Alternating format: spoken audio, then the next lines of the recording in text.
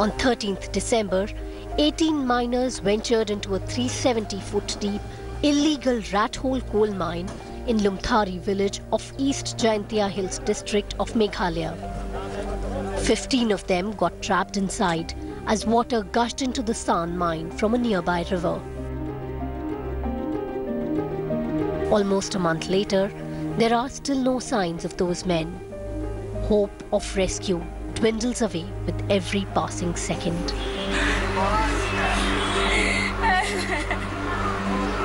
21-year-old Sayyab Ali, who escaped from the mine on the 13th of December, says he escaped by holding on to an electric wire throughout. का जैसा पानी का साथ ऊपर में पानी भी ज़्यादा हो गया, आस्ते-आस्ते पानी भी ऊपर में आया, धीरे-धीरे पानी का साथ हम लोग भी ऊपर में आया है ऊपर पकड़ के। लेकिन नसीबात सब था, हम बच गया है, लेकिन टोटल आदमी अंदर में 18 आदमी था, 18। तो वहाँ से खाली हम अकेला बचा है और एक आदमी भी नहीं बचा है और बाकी 17 आदमी 17 आदमी अंदर में है। When tragedy struck, the water level inside the 350 feet deep illegal mine stood at 70 feet. While two 25 horsepower pumps were at work, the authorities said they needed 100 horsepower pumps to take out the water. And the divers needed water level to recede to at least 30 feet to enter the mine.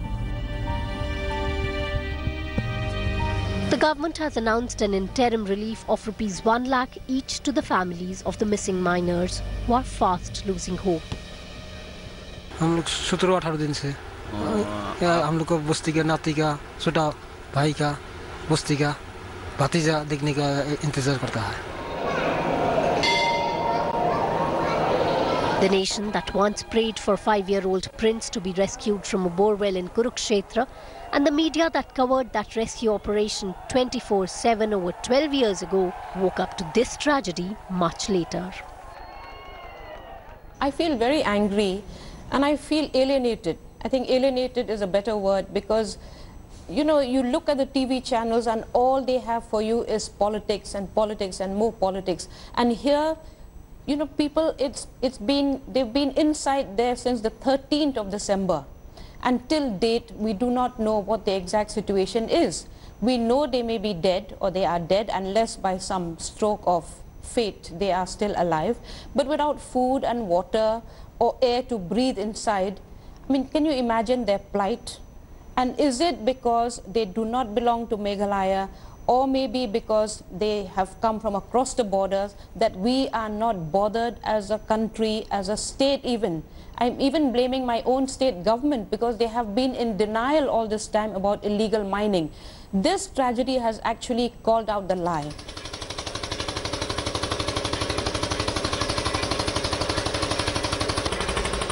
The rescue operation moved at a snail's pace, partly because of lack of proper equipment in the first 2 weeks, and also because of the circumstances at site. What has happened is once this situation came in, we thought the best way would be to send the divers in. And once the divers started going in, they said, let's pump the water out first and see.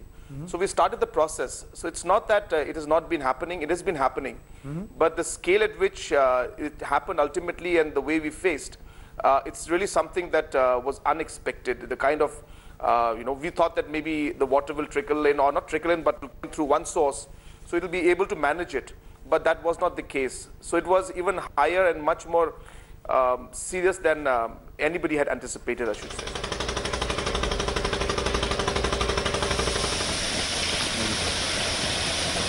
And it is only now that the rescue operations seem to have gained some pace. Divers from Indian Navy have been pressed into action. Odisha Fire Services has been called to the spot. The local administration seems to be clueless about providing the basic power supply. The NDRF has made all-out efforts for more than 2 weeks to ensure that the rescue operation reaches a certain level. But the big question is that are these rescue operations just a bit too late to reach out to the people and the miners? The incident that has happened, this disaster which has taken place, it has caught both the state government and I think the center quite unawares, as well as the NDRF, leave alone the state disaster force, rehabilitation rescue force. They don't have the equipment or the skills to deal with a disaster like this, because you're going 70 feet deep into water.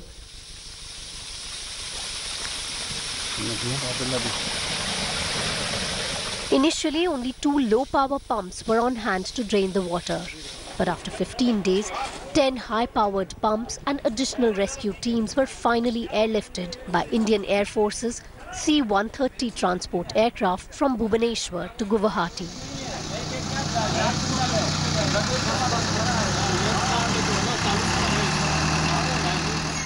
By the time 2019 began, some 200 rescuers, including 14 members of the Indian Navy, 72 NDRF rescuers, 21 Odisha firefighters, 35 Coal India Limited officials, besides a team of Meghalaya-owned State Disaster Response Force, are deployed to carry out the rescue operations. All around more than 90 mines, and they all are interconnected with the same water level is in the all abundant mine. We do not have any map of the this particular mine, and there are not even the blueprints. And what is the reportedly for the local people, they say that the size of the rat holes is about 2 to 3 feet only, in which it would be another challenge. In this mine, the first wall is one, taking the pump to this place, then arranging all these persons. So we have come to a conclusion that we can pump out the water now. We arrange even electricity, and if the pumps are put in action, 2 pumps or 3 pumps, then it will take maximum 5 to 6 days to dewater the whole mine. It's already been almost a fortnight, more than a week to go. What would be the possibility of people coming out alive? There are instances when even people have come out after 21 days. So till we go to the last nook of the mine, we can't say anything. Families of 375 miners had to wait for nearly 3 months for their loved ones in Bihar's Chasnala in 1975. In what has proved to be the worst ever disaster in the history of mining in India, 375 coal miners were buried alive under tons of water and earth at the Chasnala colliery in Bihar on December 26, 1975. An explosion was carried out to create a ventilator in the mine near an abandoned, waterlogged quarry. An estimated 30 to 40 million gallons of water flowed in. The trapped miners could never be rescued. With 268 deaths due to coal dust explosion, Dhori colliery disaster of 1965 seconds the list of worst mining disasters of independent India. 175 miners died in explosion of fire damp in Chinakuri mine of West Bengal in 1958. At fourth is Ghaslitan of Jharkhand, where on 26 September 1995, 64 miners died due to inundation. 63 miners died due to inundation in Newtown Chikli of Maharashtra in 1954. This is the 5th worst mining disaster of post-1947 era in India. According to government data, India is one of the world's most dangerous countries to be a coal miner, with 1 miner dying every 6 days on an average in 2017. It took almost 2 weeks for rescue operations to gain pace in Meghalaya. And on ground, the challenges are many, right from pumps not working to non-availability of any map for the mine. Over 20 days after the accident, the under-fire Chief Minister of Meghalaya, Conrad Sangma, is yet to visit the site.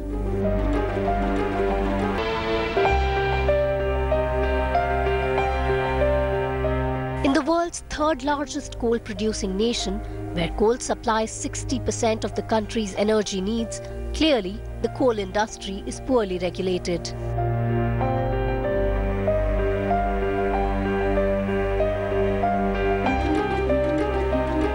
Rat hole mining involves digging small vertical pits to reach the mineral and carving narrow sideways tunnels to move it underground.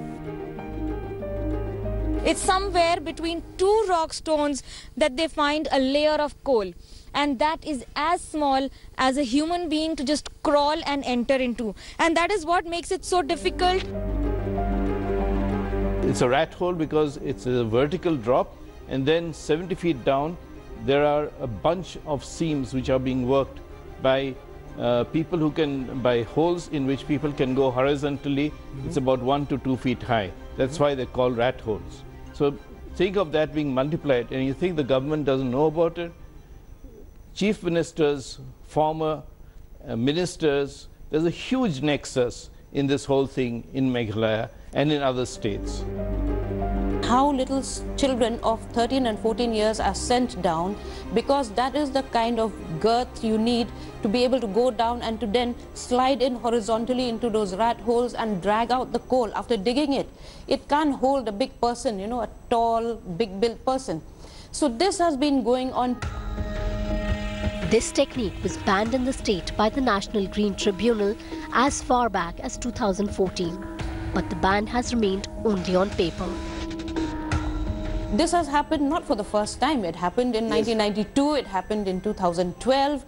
And the reason why they are flooded is because there are abandoned mines across, and those mines are not filled up. They get filled up with water. And the people who go down inside, they kind of dig into those abandoned mines because they don't know that they exist. After the accident, it took the police hours to locate the mine as the villagers feigned ignorance about the accident. And ever since, the rescue operation has been marred by an utter lack of coordination between agencies. For days, the government could not find the required machinery to pump out water from the mine flooded by a nearby river. And at a time when each moment is precious, days were lost waiting for required equipment to arrive. They inform us that they have found a wooden structure inside the main shaft. They have go deep to the bottom, but visibility is very poor. Only 1.5 feet it is visible. The kind of preparedness has been more than highlighted by the attempt to reach the bottom of the tunnel and the abandonment of the efforts due to lack of proper equipment. The wait for heavy-duty water pumps from other parts of India to remove water from the tunnel also revealed that the management of the crisis was a disaster. It's a big challenge for us, but then we are positive. We are trying our best to rescue this person who are trapped inside. And refer to that first case, even the owner of this mine owner, we have been arrested on the first day itself. So he has been booked with appropriate section of law, and right now he is in jail.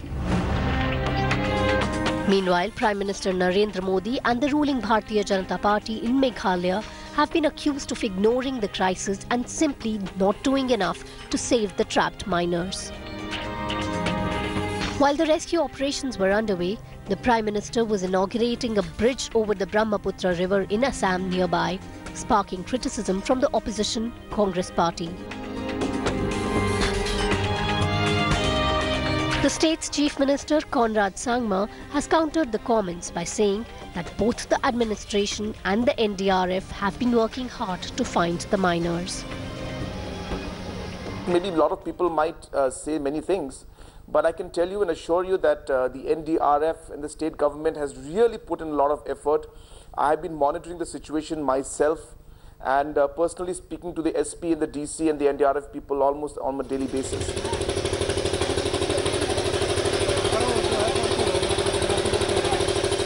The rescue operations in East Meghalaya Hills has now entered another level. This boat is now being taken into the shaft. Now, this shaft is, of course, the main shaft or the coal mine, the illegal coal mine where the rescue operations have been going on for more than 2 weeks. NDRF is completely monitoring the entire situation. The boat will be taken into the shaft. Now, this is the biggest challenge because this boat will also be the base for the divers from Indian Navy who would be then going deep into the shaft and also try to get and reach out to the rat holes where 15 miners have been trapped for more than 2 weeks now.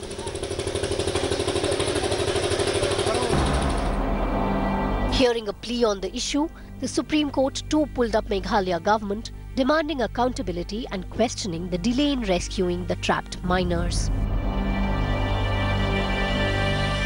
Back in village Lumthari, even after days of pumping operations to rescue the trapped miners, water level in the illegal rat hole mine has gone down just by 1 foot. Continuous 6 घंटा हो गया पानी निकाल रहे हैं। 1,30,000 litre पानी अभी निकल चुका है। 1 फीट तक पानी कुआं से खाली हो चुका है। ये प्रोसेस अभी चल रहा है। Seems that the water level is not reducing, it's not decreasing. So as we expect is that till water level decline down, that means at the time the other agency also can take up their job.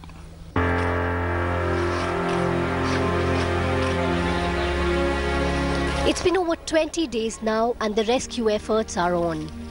Over 1,30,000 litres of water has been pumped out with no sign of the missing workers yet. All that has been found is these 3 helmets. The biggest obstacle is this deep and cold water. The message that I have is that the Northeast, it is a periphery of this country, but it requires the same kind of attention that the rest of India gets. Why is it that in this country we cover so much of politics but not human interest stories, especially stories of disaster of this kind? If this was covered by all the media in Delhi, for instance, I think it would have got more traction. Thanks for watching the video. For more such news and updates, please like, share and subscribe to India Today. Also check out our other great videos from our channel. We know you would love to.